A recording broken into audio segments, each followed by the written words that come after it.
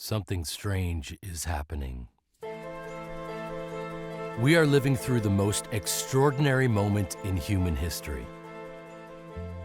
After decades of denial and ridicule, government officials and the mainstream media are admitting that extraterrestrial civilizations are visiting Earth. But there's a twist. The same people and institutions who lied about ETs, and just about everything else, are now framing the extraterrestrial presence as a threat. And we are seriously thinking of the Space Force. One man has been trying to warn us about this for decades. If you're seeing this, it's because I'm either dead or have been entrapped or have disappeared. Most of us are ill-prepared for open contact with an advanced ET civilization. As our expanding cosmology outgrows our theological institutions, modern human society is spiraling into decadence, narcissism, depravity, and nihilism. Catch me outside, how about that? If we want to truly understand ETs, their technology, and their intentions, we have to readdress our assumptions about the nature of reality and our relationship with the physical universe.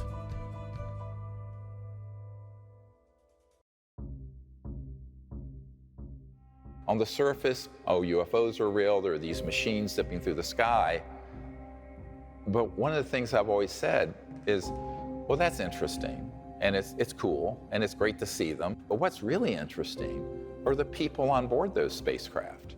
They're intelligent, they're conscious, they're here, they're interested. Why are they here otherwise?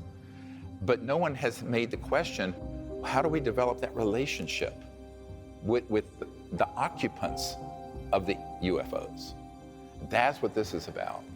It's going from just sort of a materialistic view, there's a machine flying around the sky, and sort of a superficial view of it, to a deeper truth of who's on board, why are they here? What is their relationship to humanity, perhaps the origins of the human race? What are we to do to create a relationship with them, and how do we do that? What is the foundation of a relationship between humans at this stage of our evolution and civilizations that are hundreds of thousands to millions of years more developed technologically and socially and perhaps in consciousness? We have to find where that point of commonality is. I have put a briefing together for every president since Bill Clinton, and to the extent that they know anything, it doesn't mean they have control over these covert programs. The unacknowledged special access projects are run in a way that they are outside the purview and control of the president or the Congress. And for that reason, our elected representatives are unlikely to resolve this problem. But we can resolve it by going directly to these civilizations and saying, we're here. You can make contact with us. We're unarmed. We're friendly. Since 1990, a network of free thinkers and renegades have been bypassing the national security state to make direct contact with advanced extraterrestrial civilizations. Using the Close Encounters of the Fifth Kind protocols, or CE5, developed by Dr. Greer. This has proven to be the most subversive and dangerous information he has released to the public. Oh my gosh. Look at this shit, dude. Give it some look. Look at this. Dude, this is UFO type shit right now, man. And talk about look at this shit right now. Oh my god, look at this. These three lights, they keep coming together and then they fucking go apart. Watch this. Look at them. Look at that. Look at them. Dude, what the hell?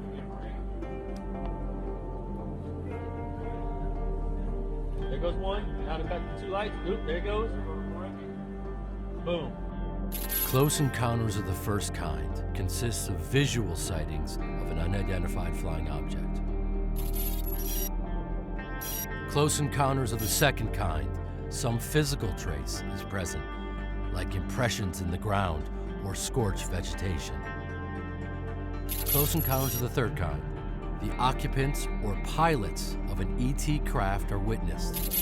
Close Encounters of the Fourth Kind, a human is brought on board an ET craft.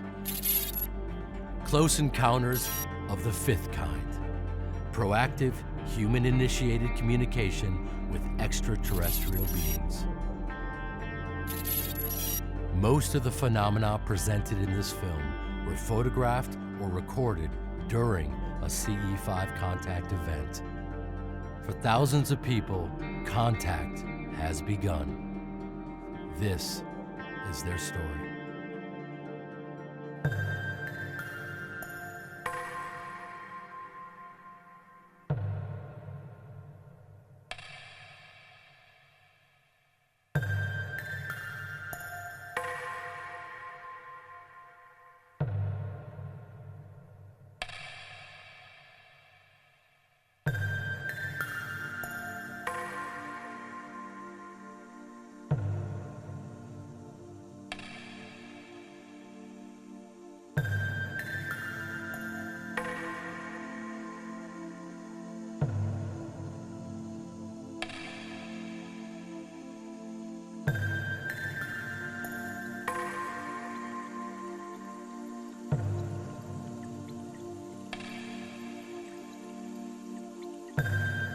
Look, there's 4. There's 4. Holy damn hot shit. Hot dog.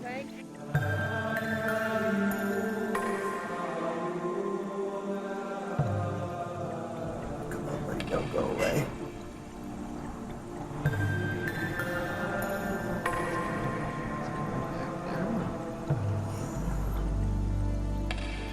This got on the radar of the intelligence community, and they knew that we had come across the Rosetta Stone of contacting and communicating with interstellar civilizations, and it worked. That is what started the intelligence community coming after what we were saying and doing and trying to intercept it. This is, in fact, cosmic disobedience on a grand scale. We're going to bypass the sociopaths in these covert programs and do this directly. It's the same thing with the civil rights movement. The civil rights movement would have never happened from the top down. Even the Kennedy brothers did not want to step into that mess. It took a mass of people, not just Martin Luther King, but millions of people all over the country doing sit-ins and lunch counter sit-ins and buses and what have you to change that direction of our civilization out of Jim Crow onto a society that is, while not perfect, is more open and inclusive than it was. Well, the same has to happen here. And to do that, we have to understand what cosmic consciousness is and what the nature of the cosmic mind is that is resonating within every single human being. Because that's the foundation for the relationship between humans and these civilizations. By doing it directly, all of us are going to know what the truth is. You don't have to go through a proxy or someone who's telling you secondhand. But it also creates a movement globally to show these civilizations that there are people on this planet who are enlightened and conscious and peaceful, which is the majority of humans. Because real disclosure is humans making contact with these civilizations directly. And these civilizations are waiting for us to do it. And so this is our opportunity. This is our moment. And it really is we, the people, that have to do it.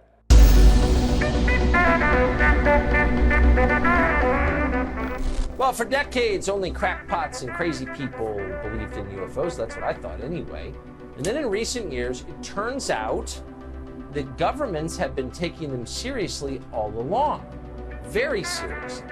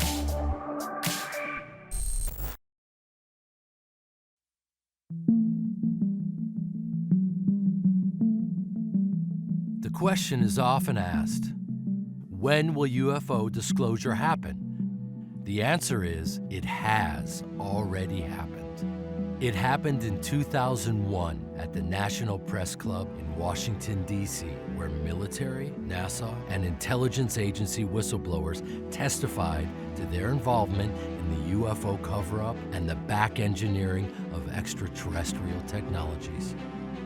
It happened again in 2017 with the release of the film Unacknowledged, in anticipation of which the CIA and the FBI published millions of UFO documents on their websites.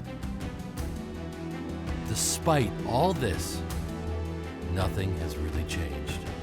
Life goes on as before, except there is a new narrative unfolding in the mainstream media, one that is designed to subvert true disclosure and extinguish the opportunity for transformation available to us through these revelations. Earlier this week, the New York Times and Politico revealed the existence of a secret government program to investigate UFO sightings. It was especially focused on encounters by members of the military, like this one experienced by a U.S. Navy pilot off the coast of California. There's a whole fleet of them. Look on the ASA. My gosh. They're all going against the wind. The wind's 120 knots from the west. Look at that thing. It's rotating. Average people see UFOs, on the news, right? All of a sudden it's real. UFOs, we've been tracking them in the sky. And they go, okay, well, were the tinfoil hat people right? It took a long time for the mainstream media to finally admit that, yeah, they are in fact real. Why did we wait that long? Why did we wait for the mainstream media to tell us before we finally believed, hey, this is actually happening? And the challenge is, if there's potentially multiple narratives, how do you decide which one to go with? Back in the 1990s, I was read into or briefed on a project that involved an interagency group that had the ability to disclose the ET presence in a way that would frighten everyone on Earth and convince the public that there was an alien threat, which is completely false. It's all a lie. And that this had been developed in the 50s, and they had been developing the means and the psychological warfare to make that happen. So in the 1990s, I wrote a paper called When Disclosure Serves Secrecy. And what that means is there are two kinds of disclosures that might happen. A truthful one that is also a hopeful one, which is what I gave up my medical career to try to actuate, do. And then there's the one that is spun by the spin meisters in Washington and at the Pentagon and CIA, which runs like this. It's true, the UFOs are real. They're here as a threat. They're violating our airspace. They're a national security and a threat to our sovereignty. I'm quoting. The purpose of the program, Advanced Aerospace Threat Identification Program, was really designed to do just that. From a national security perspective, identify those things that we see and try to ascertain and determine if that information is a potential threat to national security. And we knew this was going to happen because I had met with people who were in these classified projects, who were on interagency committees that had everything set to roll this out, and they were just waiting for the right time. The Soviet Union has ended. We have the global terrorism, while it's still there, it's not like it was around 9/11. This is the next big thing that they want the public to be afraid of. When a pickpocket meets a saint, all he sees are his pockets. Or like if you're a hammer, everything looks like a nail. And it's not that this isn't a genuine perception on their part, because they've been raised, their entire political and professional career has been designed to have this kind of artificial construct of this. There's this national airspace and nobody can come into the airspace unless we say so. And they've got this super control mechanism going. And they're right at this really important place right now where they're attempting to establish a kind of one world government. That they've gotten the communication systems up, the transportation systems up, and they want to establish a planetary government. And there's nothing that is going to motivate the creation of a one world government like the discovery of an ultimate other. Ronald Reagan, standing in front of the United Nations, he said it right out. Perhaps we need some outside universal threat. I occasionally think how quickly our differences worldwide would vanish if we were facing an alien threat from outside this world. He was silly enough to say it. You know, that's part of his naivete. But the fact is, that is their agenda.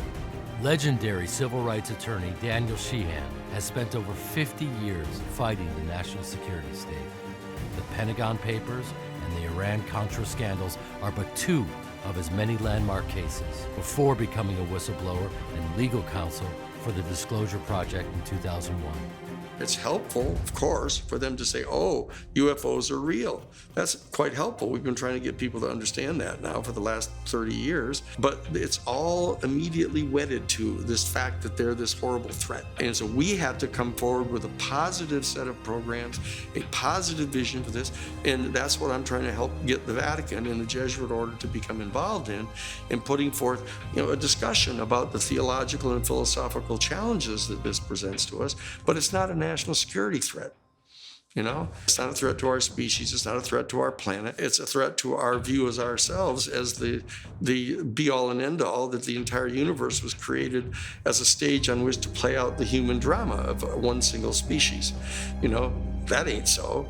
But let's get used to it, and let's figure out what the new story is. What is the new story? It is a positive story. What is our role in it? We may not be the star, of it, but we're a good supporting character in the unfolding of our universe. And let's figure out what that story is. The success of Unacknowledged, which has been seen by hundreds of millions of people now. Have you not watched Unacknowledged? What is Unacknowledged? You got to watch Unacknowledged. What is that one? Okay, you got to watch Unacknowledged. What is it? You got to watch Unacknowledged. Is that Stephen Greer movie? Caused a reaction within the intelligence community of the United States. And so what the major media has begun to do is to cooperate with the intelligence community in reporting all this information out, but with this peculiar spin, very subliminal at this stage, that it's a threat. The project was called the Advanced Aviation Threat Identification Program, run by an official named Luis Elizondo. I think this is a national security imperative.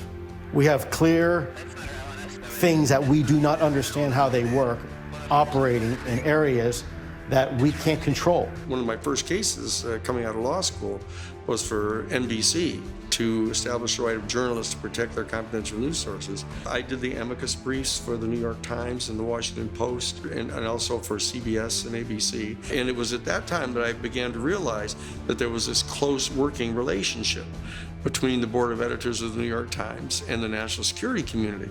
That there's conversations going on all the time between the board of editors and the national security people. And we actually got an affidavit from Teddy Sorensen saying that, oh yes, the national security state and CIA and everybody consult regularly with the New York Times to get them not to tell information about covert operations that we're engaged in. I was surprised to find that out at that point. I began to do an investigation about this as the lawyer for the Times now and for NBC, and found out that there were 42 full-time Central Intelligence Agency or NSA people employed by the major national news media. And they had a whole entire project called Project Mockingbird. And that they were deeply embedded with the major national news media, and they were constantly, from their point of view, safeguarding the information that was going to be allowed to get out. And it was quite clear that they viewed themselves as all part of the same basic fraternity. They all shared in the patriotic vision of the Central Intelligence Agency, being able to go around the world. The thing that we had the biggest challenge with on the Pentagon Papers case is they didn't want to reveal the fact that there was a massive assassination program going on, and it was being funded by heroin trafficking, to keep it away from the congressional funding investigations, et cetera. I thought this was a terribly newsworthy thing to tell about, but it was beyond the pale. That was not to be talked about here. You can talk about how bad the Vietnam War was, and even the fact that they lied about the Bay of Tonkin incident, but not this. Even the Air Force Office of Special Investigations officer, Richard Doty, admitted that he would bring bags of cash to national security editors in the major media to get their cooperation in this narrative. So every news agency, every television, radio station in the Albuquerque or Santa Fe area had our snitches in there. So we knew, and we paid them. We paid them good money. One of the reasons you get the people is you pay them. And And that was controversial. That was somewhat controversial. Do you know of national media that have had Oh, yes, yeah. I'm not going to name them. What you have now is a concerted effort between mainstream media, social media platforms, and tech giants to say, let's gain control back of the narratives that we require to make sure that we can control how people think about certain topics. So now you have this fear-driven, you have this tight little box of what the UFO and the extraterrestrial subject is really about, how it relates to military, government spending, weapons, all the sort of conversations that are very common in the mainstream that people are going to relate to, that they, oh, okay, I can piece the typical dots together. Let me give you a great example. If you look at a lot of the Disclosure Project materials, which is beyond the scope of this film, we identified dozens of people who were at intercontinental ballistic missile, nuclear silos, nuclear weapons areas, who had UFOs come in to those areas, surveilling them, but in some cases rendering those missiles unlaunchable. Now, most of the men that were in those silos have said to me personally, they felt that these ETs were saying, please don't blow up this beautiful planet. But if you do, if you go to mutual assured destruction, the full launch of nuclear weapons globally, we can intercept a lot of them so that you don't go to a full extinction level event. They felt that it was actually a very hopeful thing that happened. Meanwhile, people came along, took the same data, the same cases, and spun it into a national security threat. One set of facts, two narratives, diametrically opposed, opposite. When I got involved in the issue of the UFO issue and the ET issue, starting in 1977 with President Carter, I realized that the work that I was doing was characterized by the national security state as a target for counterintelligence activities. When I see this thing happening with this To the Stars Academy, where they suddenly appear on the front page of the New York Times, and the CNN all of a sudden wants to talk with them, and they're on MSNBC and all this kind of stuff, I immediately kind of realized, wait a second, this is part of what I've been worried about coming out, because they were constantly spinning this story that this is a threat. My name is Tom DeLonge. A lot of people know me from my band Blink-182. I started that band when I was 16. Through a series of meetings, I was soon connected to a large group of U.S. government officials from the CIA, the Department of Defense, and Lockheed Martin Skunk Works. These guys were the ones involved in the secretive U.S. government programs that dealt with these subjects. What's happening is the To the Stars Academy people, who are all, Jim Simivan, who's there, the chief of covert operations, domestic for CIA, which in and of itself is totally against the law. The National Security Act of 1947 completely, clearly, and unequivocally prohibits any kind of covert operation stateside. But here, that's who he is. And there he is there. And you got the guys from the DIA and the Defense Department and Hal Puthoff and stuff. And they're all there. And what they're doing is they're putting this intense spin. Every single thing they talk about all has this kind of gestalt to it, that this is a threat. And it very well could be a threat. It's a threat to our national security. It's a threat to our airspace. It's a threat to our sovereignty. It's what it is. It's a threat to our dominion over our own planet. And of course, they think that's their job. Our job is to assert full spectrum dominance over the entire planet. We actually have the documents from the 1992 United States Defense Department Policy Planning Guidance document, where they said that right at the dissolution of the Soviet Union, said, oh, we've got to not cut back on our military spending. We have to increase it so we can establish full spectrum dominance over the planet.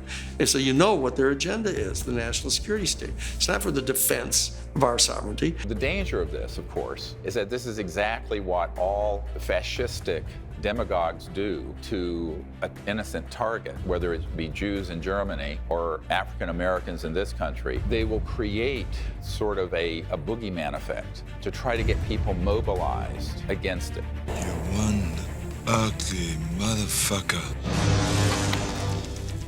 And as one member of a royal family told me, we need to do things so that the public will accept in blood and treasure the sacrifices needed to have an interplanetary war. I'm quoting. Bombshell CIA documents, previously published by the Disclosure Project, reveal a decades-long psychological warfare campaign to cultivate a culture of fear towards extraterrestrials. And it's interesting that Hollywood and the clandestine services are both spend most of their time convincing people that something that's not true is in fact true. I think probably Hollywood is full of CIA agents, and we just don't know it. And I wouldn't be surprised at all to discover that this was extremely common. Intelligence assets within Hollywood have made billions of dollars popularizing the narrative that humanity's first encounter with ETs will be a devastating bloodbath. Mr. Chambers, don't get on that ship. The rest of the book, To Serve Man, it's a cookbook.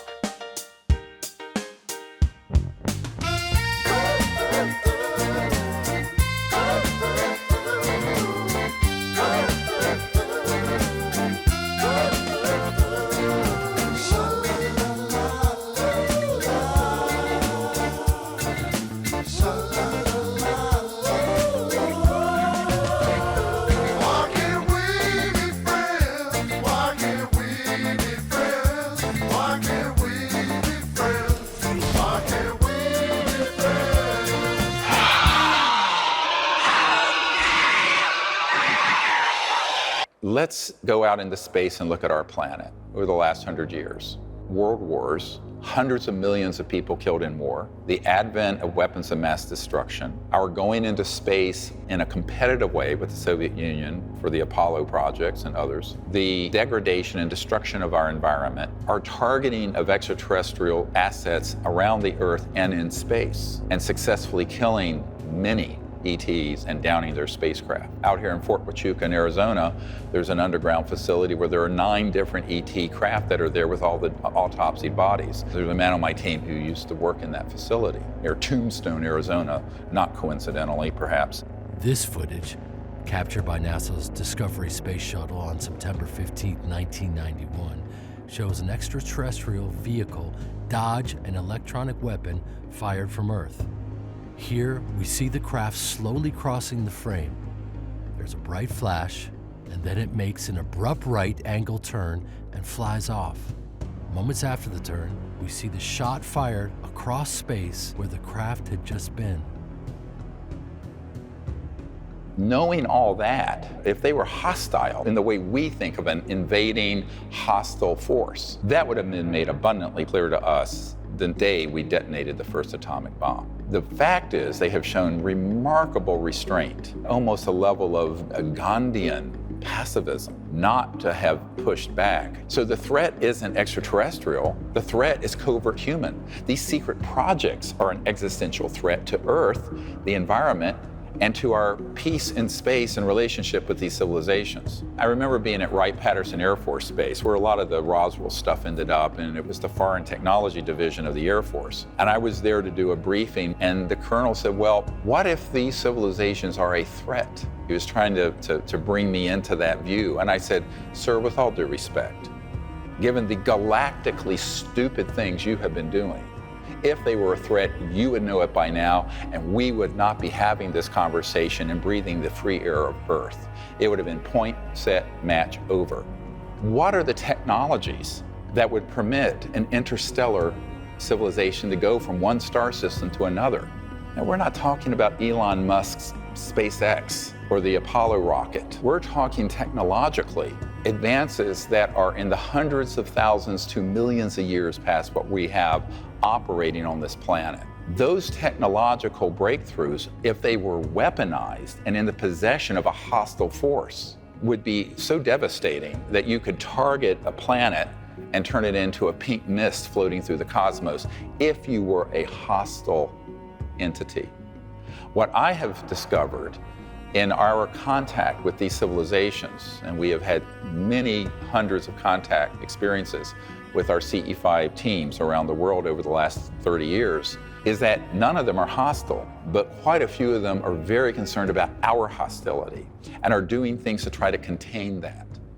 But our destiny beyond the Earth is not only a matter of national identity, but a matter of national security.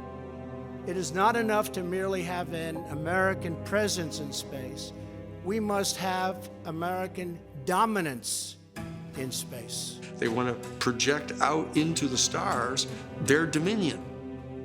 Our job is to get people to understand that that is not what our mission is as a human species.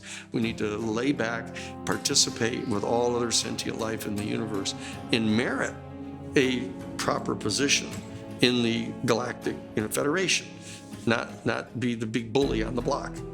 Counterintelligence efforts reach a new level of absurdity with the staging of host events like cattle mutilations and alien abductions. In 2017, retired Air Force intelligence officer Richard Doty made history when he admitted on camera that unacknowledged special access projects within the military do indeed stage alien abductions to lay the psychological foundation for an interplanetary conflict sometime in the near future. We did do that, yes. OSI did that. There was a special group out of the 7602nd Air Intel Wing at Fort Belvoir that came out and did that. They had these people that had maybe some sort of defects, anatomical defects that were brought in to fool people into thinking they're aliens. Yeah.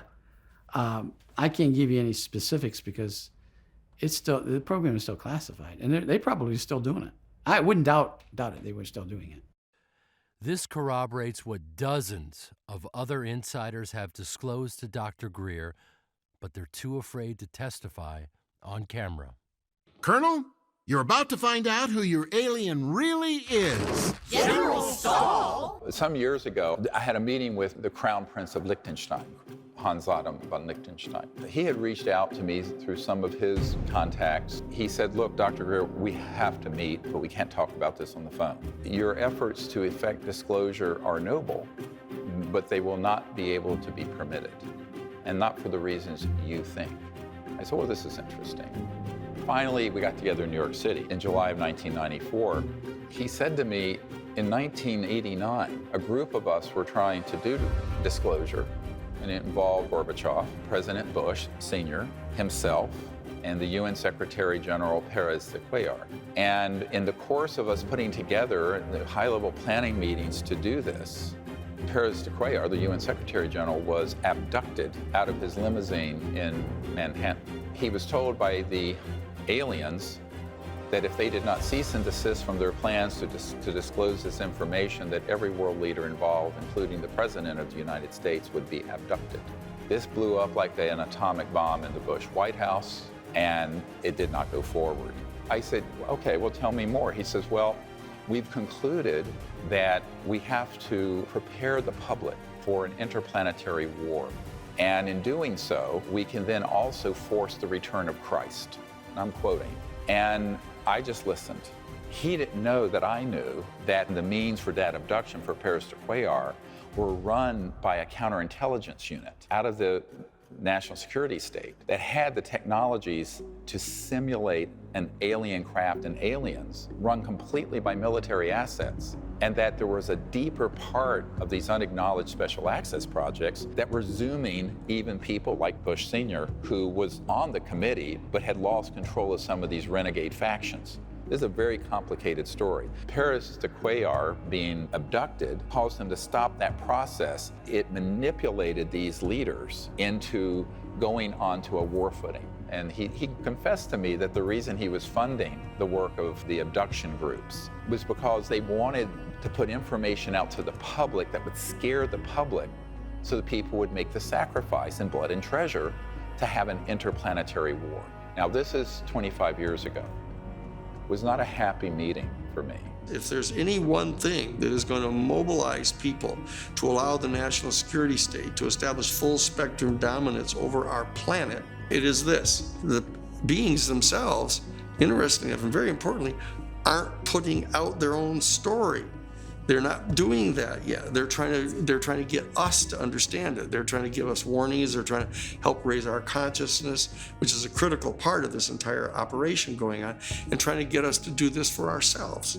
That's what this is all about. But the national security state realizes that that's a slower process, so they're now trying to hurry this up. There's a kind of an emergency process underway right now. Make no mistake about that. When I was briefing the director of the Defense Intelligence Agency, the very first thing he asked wasn't about this subject. He looked at me, he says, Dr. Greer, what we don't understand is why you haven't killed yourself yet. He said, well, my dad knew about some of this way back in the 60s. No one would do anything about it. So he took his revolver and ate his gun and blew his head off. Now this is a 3-star general telling me this story in the first 10 minutes we're together. I said, well, I'm sorry that happened to you, but I understand where your dad was coming from. Because it's sort of this,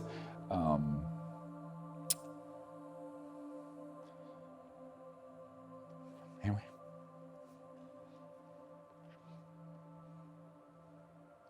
Oh, take a breath.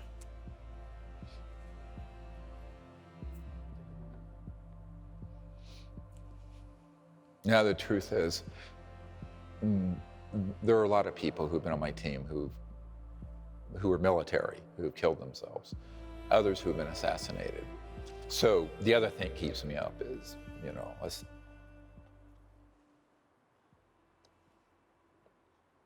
survivor guilt.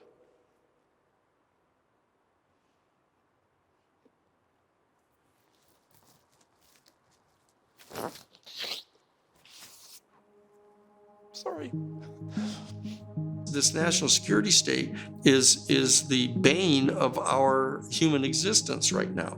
And so we have to start disassembling that national security state because, you know, even assuming, say, Bernie Sanders hypothetically were to become president, you know, the national security state isn't even going to tell him where the washrooms are. You know, that whole group is going to descend upon him, and they're going to give him at least as much trouble as they've given Trump. If you got into the office and you found out something about aliens, if you found out something about UFOs, would you let us know? Well, I'll tell you, my wife would demand that I let you know. So that's why they want Joe Biden and Kamala Harris to come in and kind of, you know, continue to get things, quote, back to normal, where the national security state is functioning. They're all operation, you know, they're all going to brief Goldman Sachs, and they're putting people from Goldman Sachs in charge of the economy, you know, that kind of thing. We have to rise above those kind of dialectical politics. Bring the people up, raise the consciousness of the people, and have this function through democracy. I mean, we've got the tools here. They're in front of us, and we've got access to the internet still. They haven't taken that away from us yet, but there's a short window here. One exception to the almost universal failure of world governments to initiate peaceful diplomacy with ET civilizations took place in France in 2007. Then President Sarkozy's Ministry of Defense reached out to Dr. Greer to train its senior officials in the close encounters of the fifth kind protocols. During a covert test run in the French countryside, ET craft were tracked overhead going 200,000 kilometers per hour. And this massive mauve-colored craft partially materialized a few meters from the group. Since the operation was swiftly halted by national security state interests, it remains the duty of we the people to become peaceful ambassadors to the universe. Much like a denial of service cyber attack can bottleneck and bring down a computer network, millions of people initiating contact would completely overwhelm the national security state's ability to subvert disclosure. The national security state people, and potentially working with and through the To the Stars Academy, are going to be pitching this problem. Saying, well, you know, we can't just let our whole civilization know that there's this highly advanced, technologically superior society out there, and because our whole culture will collapse. Whereas, in fact, it's quite clear that it's their defense of the elite, this 1% of the human family that basically ends up controlling over 40% of all of the wealth on the planet that they're really defending. And it's their world that they're trying to defend. So that you see that this is a subset of a larger question about how spiritual consciousness and the evolution of consciousness, of understanding what we really are in the makeup of the universe, is a threat in itself to this elite. because that is the dissolving away of these kind of differences among ourselves, and this coming into a full ownership of our proper place in the universe puts these people out of business as the ruling elite. And so that the raising of consciousness of our human family is so closely related to the opening onto the extraterrestrial experience that both of them together are viewed as a threat by the elite. What they're afraid of is that this is such an accelerator as people have these repeated contacts with the extraterrestrials, their whole consciousness starts to rise. They start becoming aware of the fact that we're damaging our environment. They can become aware of the fact that nuclear weapons are kind of an insane thing to have. War is a really bad idea. This is a spiritual experience. It's a spiritual stimulation that's coming. If you take someone from Italy and someone from Japan, very different cultures, very different people, personalities, backgrounds, emotional temperament. Now, extrapolate that out across the cosmos. Think of the vast differences there are going to be. How do we make any sense of that if we aren't anchored into something deeper? And that point of commonality has been folded within each of us. And that is, we are awake, conscious beings. They are awake, we are awake. That faculty of being aware of awareness, the consciousness, not what you're conscious of, but the means to be awake. That is a singularity. And once we're anchored into that state of consciousness, the unitive state, then there aren't any aliens. There are just other people who are a little different from us. This is the point where we can make contact most easily.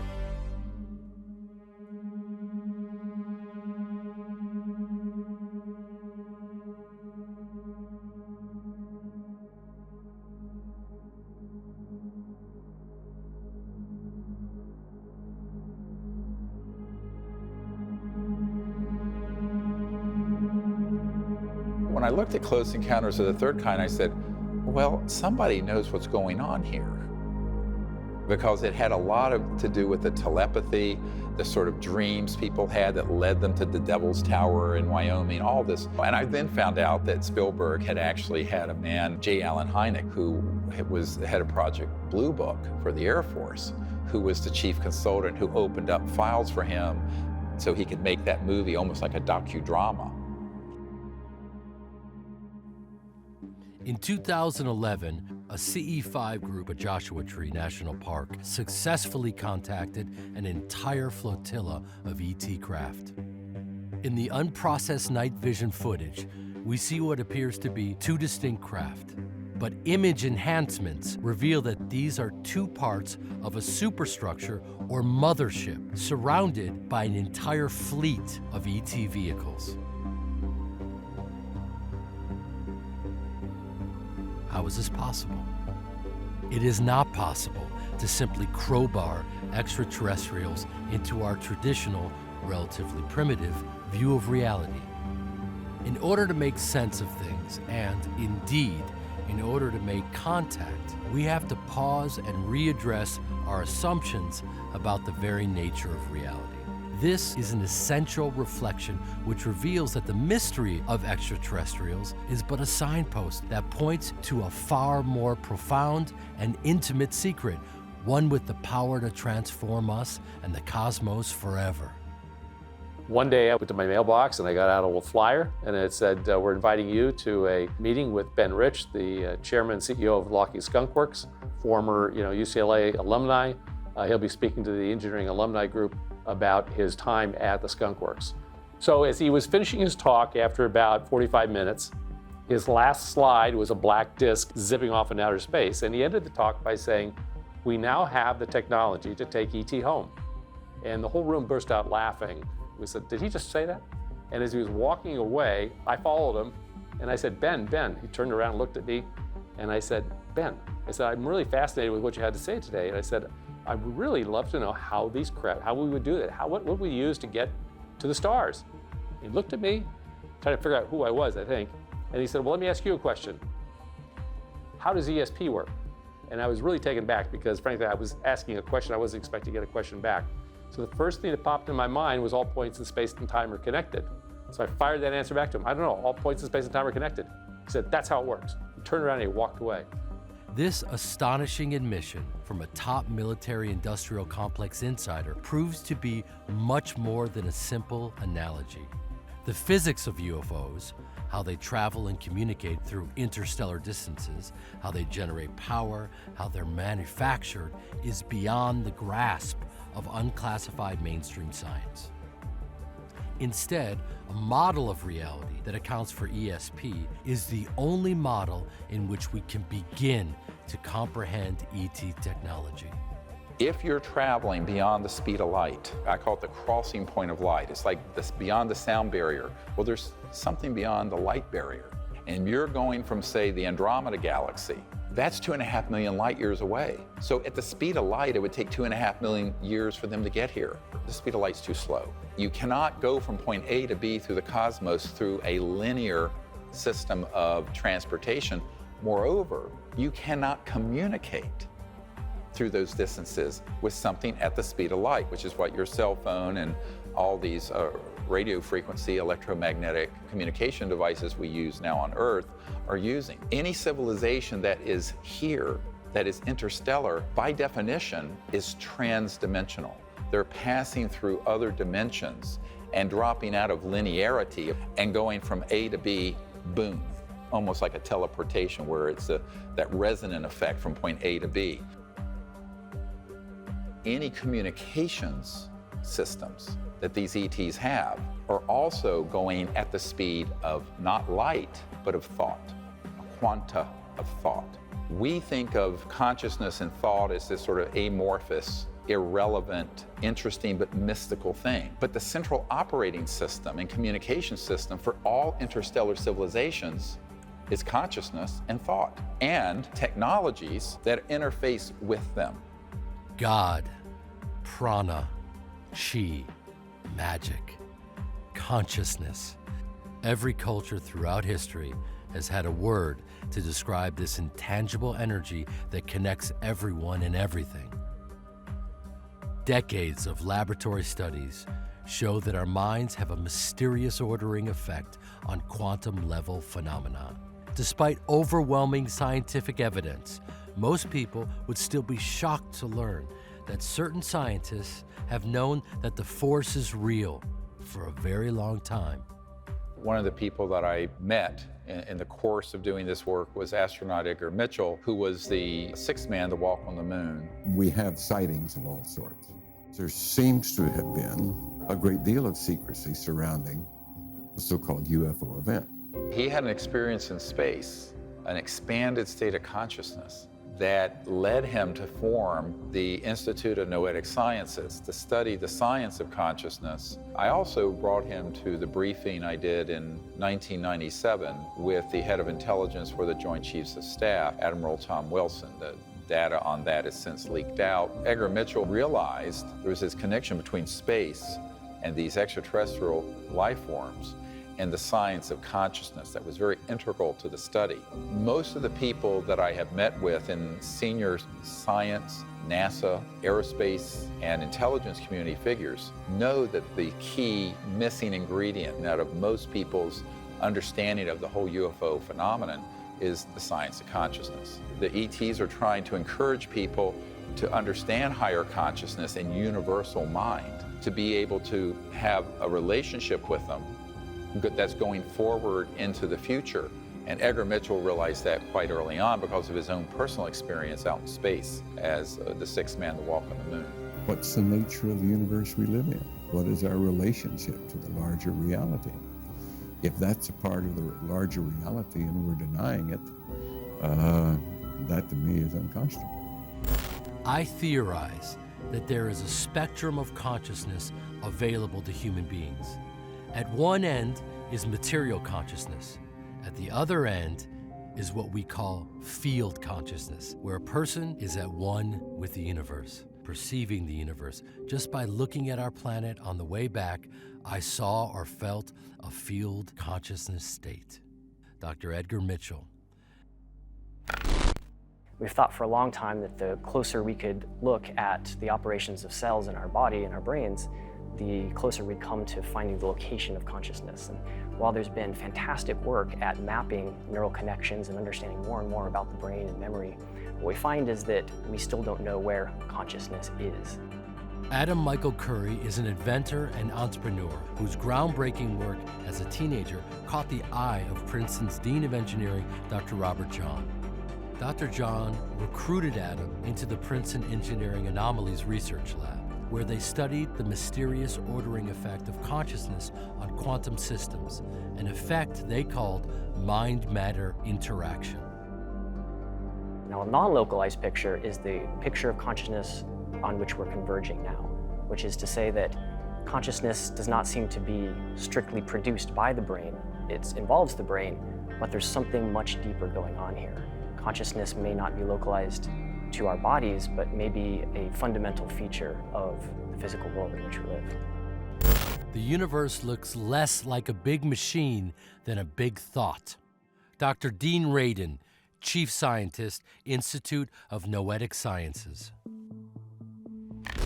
Consciousness, this faculty of being sentient, awake, is not limited to our brain waves or our bodies, but in fact transcends the limits of space-time. It's an unbounded field of awareness. And that is true whether you recognize it or not. Interestingly, it doesn't matter if you intellectualize it.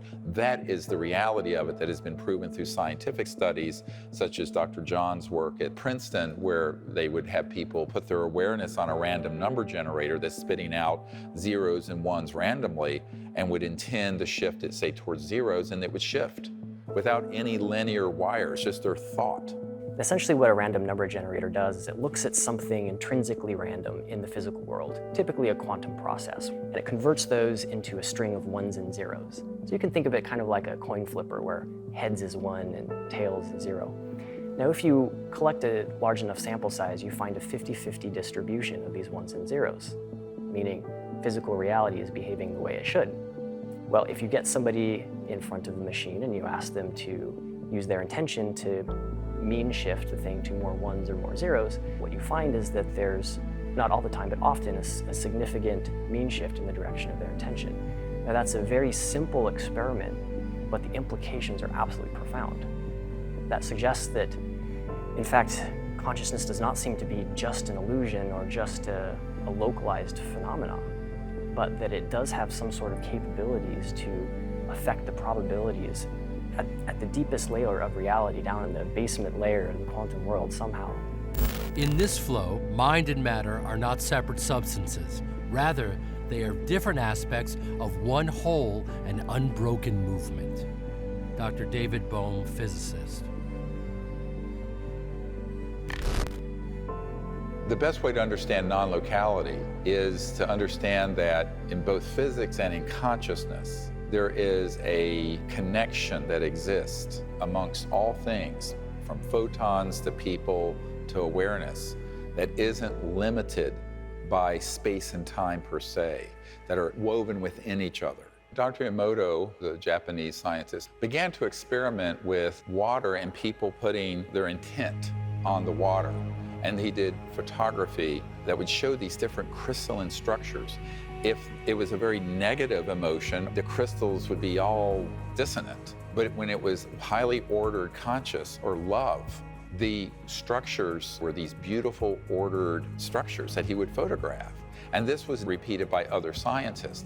Water has a crystalline component, but it's also tied into, like all matter in space and time in the universe, to this consciousness force field. If you enter into just a quiet state of consciousness and intend something very positive, it literally altered the structure of the water itself. Non-locality is au courant with modern physics.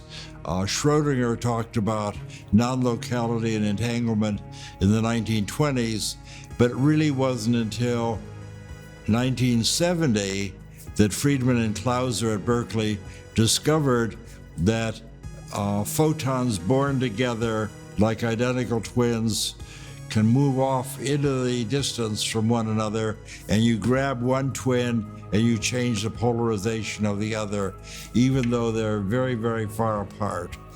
And the lingo describing this in modern physics is, we would say, they're entangled with one another. There was an unpublished experiment that we did at the Pear Lab, which we called Plant RNG. You have a room with no windows, and you have a house plant that needs light to grow. You have a single growing light up on the roof. The growing light can turn in one of 4 quadrants, and which quadrant that light is showing is controlled by a random number generator. So you put the plant in one corner of the room. The light has an equal chance of shining in all 4 quadrants. But you give it enough time, and what you find is the light actually shines far more often on the plant than on the other coordinates. It's as though life itself, even life or consciousness in something as simple as a houseplant, bends probabilities in the physical world in the direction of what it needs, in the direction of its growth and its evolution. I see that experiment as profound because it shows to me what consciousness does in the world. How could ESP work? Does ESP violate any physics? First of all, you can't violate the laws of physics, not like going through a stop sign. If you have a phenomenon, physics has to change to agree with your phenomena. The biggest interest in classified intelligence projects has to do with the science of consciousness.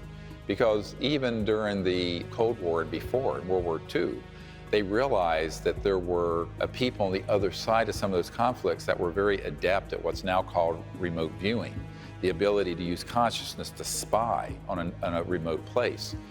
These programs began to be studied scientifically and then routinized, made routine in the intelligence community back in the 40s, 50s, 60s. You could say my spiritual development was paid for by the CIA. It's a very unusual situation. In 1972, Dr. Russell Targ, a laser physicist at the Lockheed Missile and Space Company, joined the Stanford Research Institute to begin a CIA-funded psychic espionage program using remote viewing to gather intelligence on distant targets. So we had a 20-year program at Stanford in which we worked with the CIA to describe what the Russians, what the Chinese were doing. We were forecasting on a Monday whether the market would go up or down the following Friday, and we made 9 forecasts like that, 9 weeks in a row, and they were all correct. We made $120,000, and we're on the front page of the Wall Street Journal. So back in 1982, when we were making money on Wall Street, ESP was real. Everyone who is seriously interested in the pursuit of science becomes convinced that a spirit is manifest in the laws of the universe, a spirit vastly superior to man, and one in the face of which our modest powers must seem humble. Albert Einstein. We didn't invent remote viewing. It was known since biblical times. The Buddhists spoke in very great detail about how to quiet your mind, look into the future, and if you're an accomplished meditator, you were expected to be able to see into the distance, see into the future, heal the sick, and diagnose illnesses. And various times during the next millennia, people would discover that yes, indeed, you can look into the future, you can look into the distance. And our operation from 1972 to 1995, 23 years, our venture into this was a rediscovery, a recapitulation of what people had known and forgotten during the previous millennia. Religious traditions and the emerging scientific paradigm are converging on this personal experience of universal consciousness. Dr. Greer first glimpsed this reality during a near-death experience when he was only 17 years old. You know, if you've died and you know there is no death, then you have no fear of it. And until you have no fear of death, you really can't live. I realized that the consciousness whereby I was awake, that drop of my individual awareness could merge with the ocean of unbounded cosmic mind. So that experience taught me that there's nothing to be afraid of, and there's nowhere to go because you're already there. You just have to open to what's already there within you. This liberated me in a way that I can't even imagine. It is true liberation. Now, you don't have to drop dead like I did to have that happen. I think you can experience that through this deeper experience in meditation. And that's why, after I had that near-death experience, I thought, how do I get back to there without being deathly ill? And so I began to learn how to do meditation. Because the whole universe is actually folded within every single conscious being. It's like a quantum hologram. But if you look at it, every single sentient being in the cosmos has folded within the structure of their consciousness, the entirety of the cosmos, everything. Which is why within these deep, quiet, meditative states, you can obtain knowledge, see places, know things, communicate. Because in reality, it's always there. You just have to get into a quiet state of consciousness where it opens to you. Dost thou reckon thyself only a puny form when within thee the universe is folded? Baha'i Teachings. And so I began to be a student of the ancient Vedas. What I learned was that they had a really excellent articulation, explanation of consciousness, the science of consciousness, higher states of consciousness, and their effect. Now, their effect are known as siddhis, S-I-D-D-H-I-S. For example, the ability to levitate, teleport, dematerialize, rematerialize, bilocate, trilocate, go through solid objects. These are all things that develop spontaneously as you enter into deeper and deeper and higher states of consciousness. Precognition, telepathy. And these were not considered exotic phenomena. These were considered abilities that were available to the experienced meditator. It's just part of quieting your mind, part of the practice, and it's all available. We have to participate in consciously evolving these faculties that we have that can directly experience dimensions of reality that at the present time are out beyond our direct, immediate sensorial system. That's what we're engaged in. That's what this is all about. And that's what these beings are. These beings obviously probably come from like a red dwarf star, some of them, where they've been around 10 billion years longer than we have. And so they've evolved these other faculties in addition to being able to see and touch and taste and do the things they do. You know, and so people are saying, what is our relationship to these beings? Why is it that they even look as much as they do like us, or why we look like them?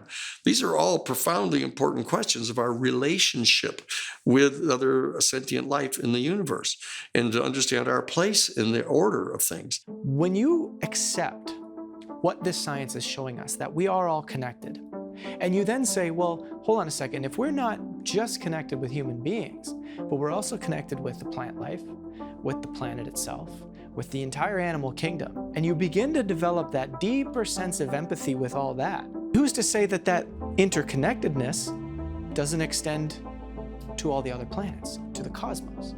If we share that with extraterrestrials, what does that world look like? If consciousness and thought can affect something at a distance, and at a very great distance, even many miles or thousands of miles away, instantaneously, what does that mean for us communicating with a civilization that is centered in the science of consciousness? And that is their chief operating system. It's not electromagnetic, they use it, but it's beyond that. So now add to everything we know about the internet and communications and telecom, and then add a deeper level of trans-dimensional physics that involve electronic devices very clearly picking up intended coherent thought. That's what you're dealing with. It's like Dr. John's random number generator experiment on a cosmic scale, but at a level of perfection where there's precision with the thought that you project to it, its reception, and then its activity. Interstellar civilizations are using consciousness-assisting technologies and technologies that assist their own consciousness, both, in all their travel and communication systems. The central operating system for any interstellar competent civilization is the science of consciousness and all the physics that go with that. We can see an early example of consciousness technology in the Mind Lamp, developed by Celeron. This prototype integrates a random number generator into a color-changing light. Think of a color, and the lamp turns that color.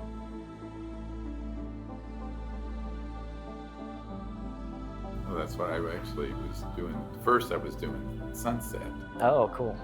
This basic interface between mind and machine points to a deep interconnection between all things that science is only beginning to recognize. It's the means for us as a civilization to be anchored in something more profound than the superficial aspects of being, say, human. Because humanism isn't enough, because we're dealing with non-human life forms. Now we have to transcend even humanism and our common humanity into this idea that there has to be something more universal within us that's also within these extraterrestrial civilizations that bind us together. And luckily there is. It's this field of consciousness that is cosmic and universal. And that's what's inside everyone. It doesn't matter if it's a homeless person on the street or an MIT professor. If they are conscious and awake, the entirety of the cosmos is folded within them like a conscious quantum hologram, because consciousness isn't limited by space and time. People say, where do I have to go? Well, first you have to go within yourself, but you have to understand what yourself is. And there's your individual ego and self, but there's this deeper aspect of ourselves that is simultaneously interwoven. And when we go deep in meditation and connect to that, then we have reached the point that we can be an ambassador to the universe, because we have become universal. In our time, this search for extraterrestrial life will eventually change our laws, our religions, our philosophies, our arts, our recreations, as well as our sciences. Space, the mirror, waits for life to come look for itself there. Ray Bradbury. Once this question mark is introduced into your brain, you start searching out answers. It was like the kind of the Dreyfus character in Close Encounters. You want to know what's really behind the screen. And because we're not being told this, and we do have the ability to change life for the better on this planet, but we're being suppressed and we're being stopped from doing it for a variety of reasons, most of which are greed motivated. So we went out to Oracle, and sure enough, we did these protocols and we got into meditation, which is something I want to learn about more. And, things started to appear.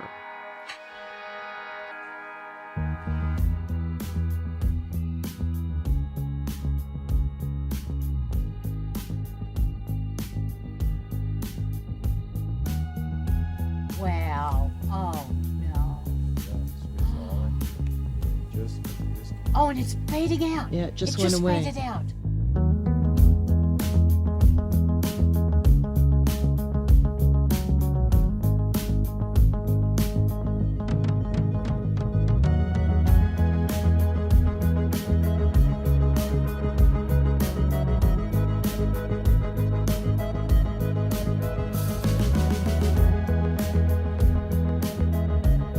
Oh, it's back.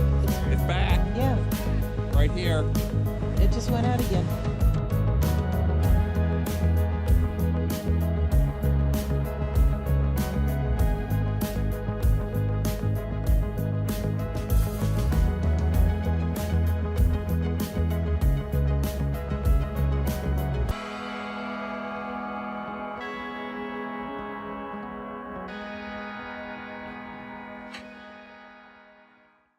The steps of this are that you sit in quiet consciousness, and you don't have to have a full-on samadhi or whatever, but just in quiet consciousness, connect to that aspect of your mind that is unbounded, and then intend to sense, feel, see, know where the ET craft is.